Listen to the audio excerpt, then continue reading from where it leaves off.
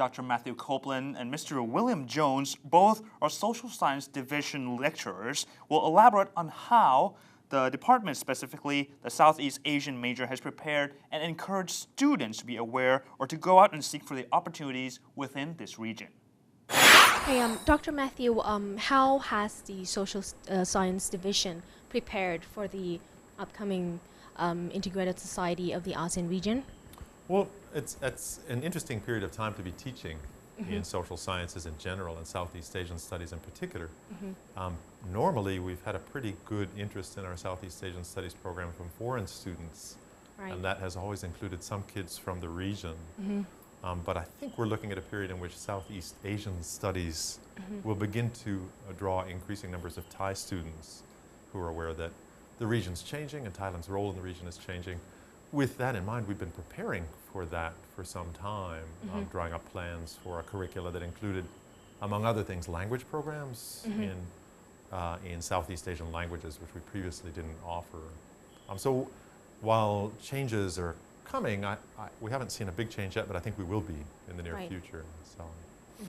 Like Dr. Charles Windisch used to mention that MUIC students are not really keen to go on an exchange program within the ASEAN region. So how does SSD help increase the awareness of these students? Well, I think Thai kids, like other kids in the region, are a product of the region's history. And for many reasons, Thai students have been more interested in America and Europe, international studies, and perhaps less interested in the folks next door, neighbors. But I think that's beginning to change. Regionalism is something that governments in the region are promoting. At the university level, we're taking it seriously and hoping to begin to promote regional awareness.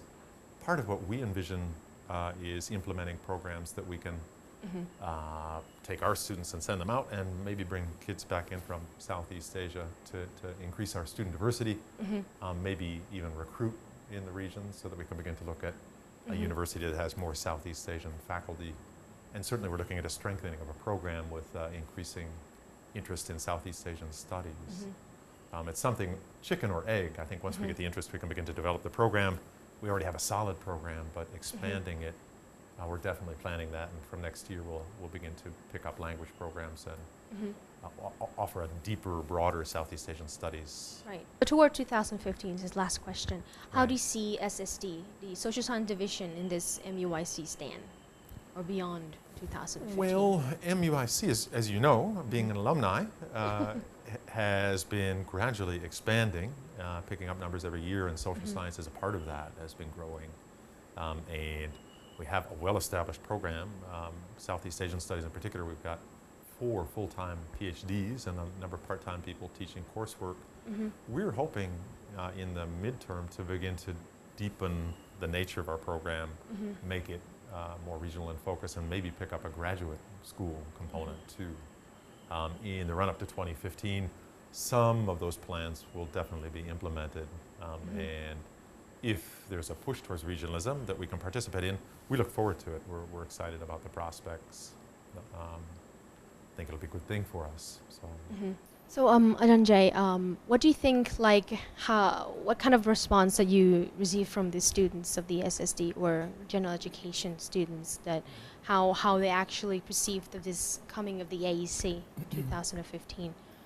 I would say, generally speaking, our students are quite receptive, yes, but they're also, how should we say, less than informed, yes, since this is somewhat rather new, in terms of government promotion or awareness campaigns. This has only been undertaken with a vigor probably since the midterm of Pisit's government. So I mean, it's rather recent, but it has been heavy. Indeed, awareness has increased, yes, and you can see this in the general level of student interest, whether it be in terms of undertaking surveys or undertaking questionnaires, meaning small-scale active research on their own initiatives, yes, with assignments provided by other instructors or lecturers, yes, within the frame of their coursework, yes. But not only that, but also some rather unique initiatives, yes, of individual students actually going out to conferences or organizing conferences on their own time, yes, by their own initiative to try to, if you will, find out more information, become more aware themselves, yes, on this sort of historic kind of moment coming up. Yeah. So what are your suggestions to actually prepare the SSD, Social Science Division, in coming this AEC? Well, most likely it would have to do with integrating coursework. For sure. I mean, ASEAN has always been somewhat of an enigma, I suppose, to students of the region. Yes, I mean, there's always been primary focus on Cold War politics or primacy of individual countries, domestic politics and such. And this upswing in regional integration and the extremely fast-paced sort of nature of it, yes, roughly since about 1990 up until present, definitely has to be integrated into coursework or independent study or senior thesis initiatives, this type of thing. Yes, but also with a channel towards, how should we say, continuing education. That's what you actually do, or you have been seeing of late. That's having ASEAN studies programs or specific graduate studies programs overseas dealing with regional integration or ASEAN itself, yes, comparative regionalism, etc. Yes, this type of thing. You and the SSD actually encourage students, probably with social science major or other majors, to go out on a student exchange program in ASEAN countries. In terms of other ASEAN countries, you mean? Yeah, in terms of other ASEAN countries, besides Thailand. Yeah. Well, as noted before by my colleague, Dr. Copeland, it's rather difficult actually to get our students out and about within the region itself, since there is this, how should we say, predilection for going to the States or going to the UK, yes? But in terms of trying to get them out, is just exploring, I would say, encouraging small-scale research. To have a traveling classroom? Is that Excuse me? possible, to have a traveling classroom within the region? A traveling classroom, I think the logistics behind this would be somewhat difficult, yes, as it would have to include, you know, legal issues, supervisory issues.